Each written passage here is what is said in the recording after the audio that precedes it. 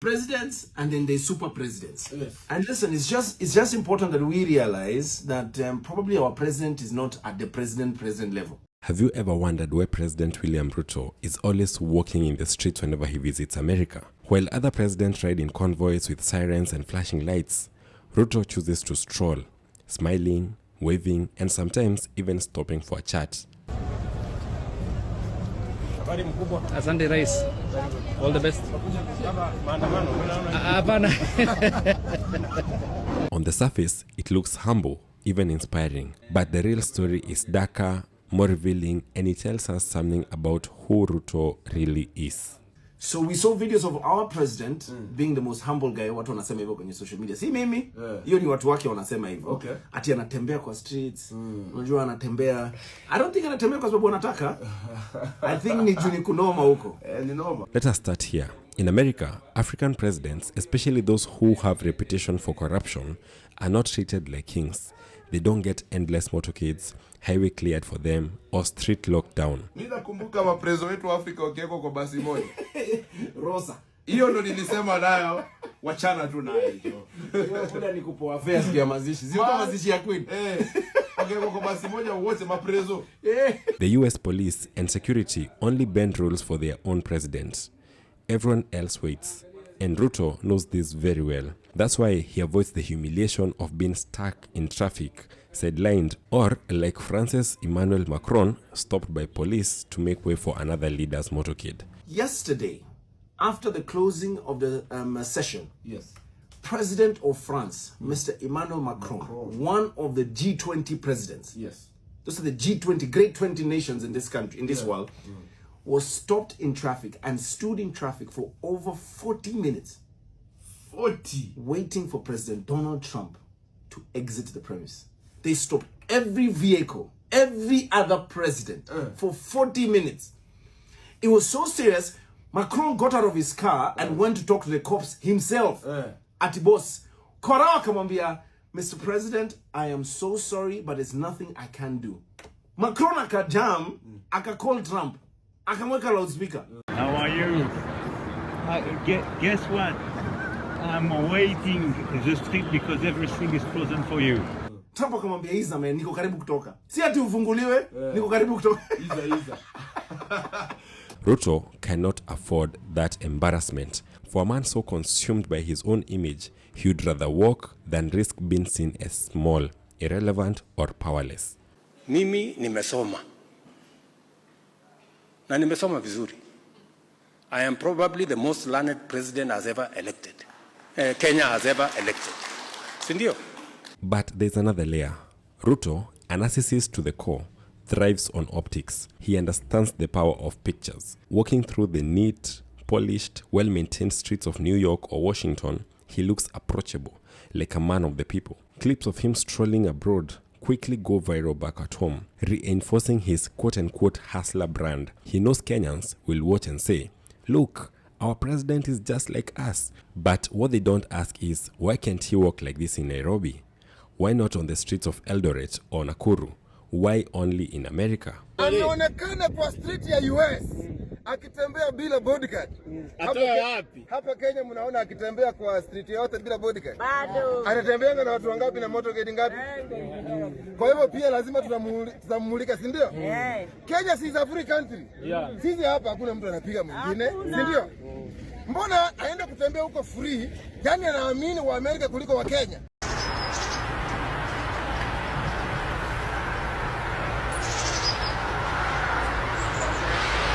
The truth is painful.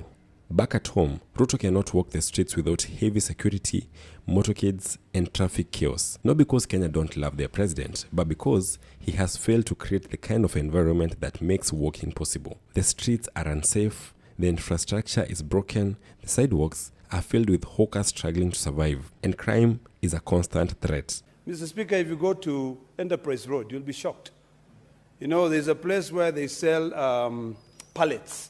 And right next to it, I think it's next to one plastic manufacturing company. It is a filthy area. You know, it is literally converted into a dump site. It's the middle of the road, converted into a dump site. If you go to Isili, the same things.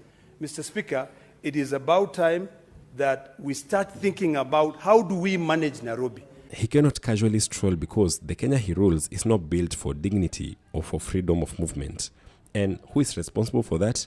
The same man who enjoys walking in America. This is very bad, sindio? So we are asking the president of Kenya, akikuja Kenya, aache Motorcade mbali, atembee free. Kenya hakuna matata, sindio?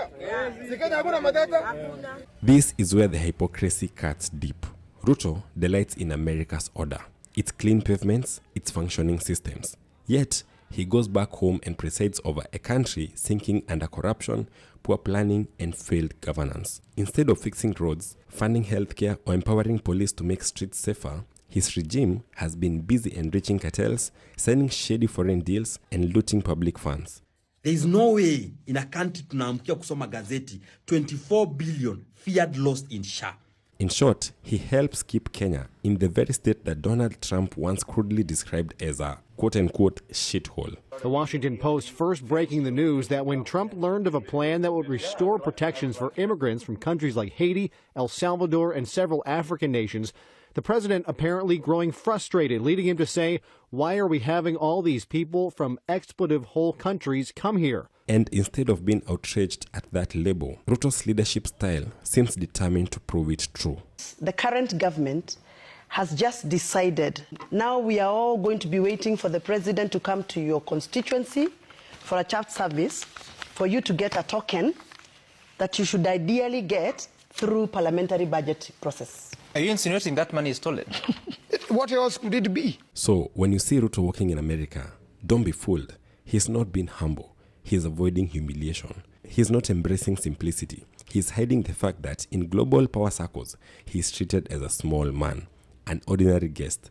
And while he smiles in the foreign streets, he silently enjoys the order that comes from good governance, the very governance he denies his own people. President ukirudi Kenya, tembea kwa street za Kenya bila hata security, hata bodyguard, hata Faruku asikue karibu na wewe.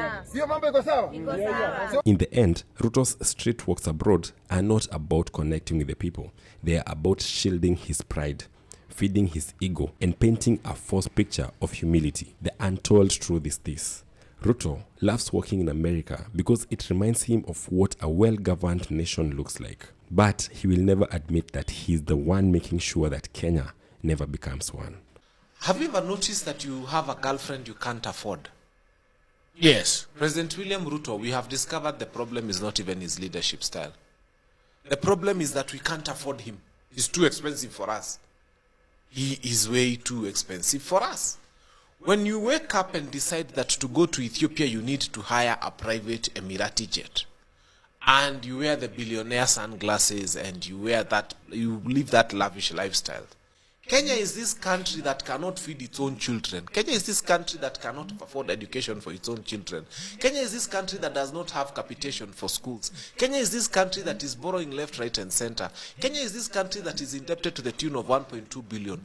When the Pope of the Vatican, one of the richest outfits in this world, is using Air Italia, your president, you as poor people, is hiring an Emirati jet to take him to Ethiopia to see a dam. Subscribe.